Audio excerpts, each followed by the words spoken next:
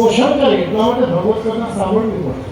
આ ભીડ એક થઈ જાય એટલા માટે નહીં. ભીડને 65 વર્ષમાં બહુ જોઈ લીધી હતી. પણ સાંભળતા સાંભળતા સાંભળતા આપણે બધા જ જોઈએ છીએ કે ઘણી વખત મજબૂત કાંડાવાળો માણસ હોય તો એક ગાય નાલી ફોડ નાખે. નહીં કે મારા જેવા હોય તો 5-6 ઘા તો પડે. 6-7 વખત મારીએ ત્યારે ખૂટે. એમ સાહેબ, કારણ તમારે રામ કથા હરિસ્મરણ કરતા જ રહેવું પડશે. એમાંથી જ્યારે યોગ થશે ત્યારે ઘટના થશે. તો મેં બહુ કથા સાંભળી પણ મારા મનમાં ન ઉતર્યું તુલસી કહે તો એ ગુરુએ મને કથા સંભળાવ્યા જ કહે. ત્યારે મારા મનમાં થોડી કથા બેઠી અને પછી મેં નિર્ણય કર્યો કે હું આને ભાષાબદ્ધ કરું કે પ્રબંધ કાવ્યના રૂપમાં હું એને જગતની સામે તેને સંપાદિત કરું. 1631ની સાલ હતી સાહેબ. ત્યારે 2000 કેટલાની સાલ છે? 2000 કેટલું? 2080 કે 2080. 1631ની સાલ હતી, વિક્રમ સંવત અને ચૈત્ર મહિનો હતો. રામનવમીનો દિવસ હતો. એમ કહે છે કે જે ત્રેતાયુગમાં રામ ભગવાનનું પ્રાગટ્ય થયું એ બધો જ યોગ 1631ની રામનવમી આવી. યુગોથી જે કેલેન્ડર ચાલતો હતો બધાનો યોગ 22મી તારીખે આવ્યો.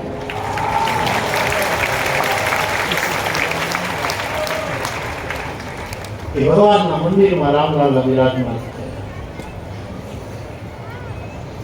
યોગ હોય છે, સમય નથી. યોગ, લગન, વ્યવહાર, તિથિ.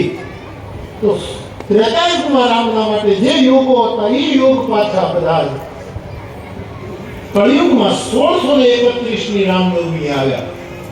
એટલે ભગવાન રામનો જન્મ એ પણ રામનવમી અને રામચરિતમાનસનો જન્મ એ પણ રામનવમી. રામજીનો જન્મ અયોધ્યામાં, રામચરિતમાનસનું પ્રાગટ્ય પણ અયોધ્યા.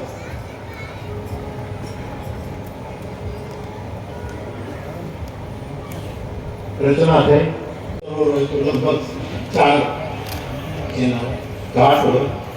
આ રામચરિતમાનસ સરોવરને તુલસીદાસજીએ 4 ઘાટમાં વિભક્ત કર્યું. એક ઘાટને જ્ઞાન ઘાટ બનાવ્યો જ્યાં શિવજી પાર્વતીને કથા કરે. બીજો ઘાટ કર્મનો ઘાટ જ્યાં યાજ્ઞવલ્ક મહારાજ ભરદ્વાજજીને કથા કરે.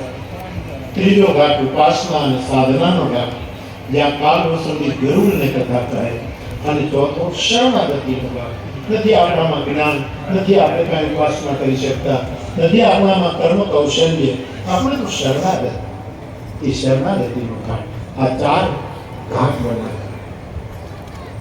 સુંદર રૂપક કહ્યું, એનું સુંદર વર્ણન છે. શરણાગતિના ઘાટ ઉપર બેસી તુલસીદાસજી મને તમને કર્મના ઘાટ ઉપર લઈ જાય છે કથાને. જ્યાં પ્રયાગમાં કુંભ મેળો ભરાયેલો છે. કુંભ પૂરો થયો અને યાજ્ઞવલ્ક નામના મહારાજ ભરદ્વાજજીના આશ્રમમાંથી વિદાય લેવા લાગ્યા. ત્યાંથી કર્મના ઘાટે રામકથાનું આરંભ. શરણાગતિમાંથી કર્મમાં જવું, આ બહુ મોટું સૂત્ર છે. ઘણી બધી માણસ એમ માને કે શરણાગત થઈ ગયા એટલે હવે આપણે કાંઈ કરવાનું નથી. આ કર્મણ્યતા દોષ છે. સદગુરુ સાહેબ, કવિ સાહેબે કહ્યું છે કે કબીર કચ્છ ઉદ્યમ કરીને તું ઉદ્યમ કર, તું પુરુષાર્થ કર.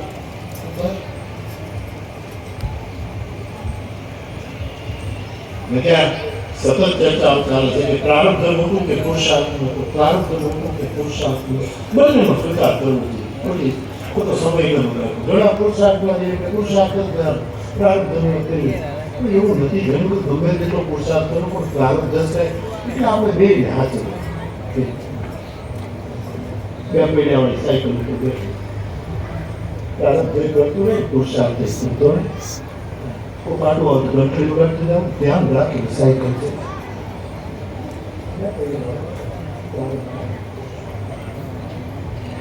સાપને ઉદરની નથી.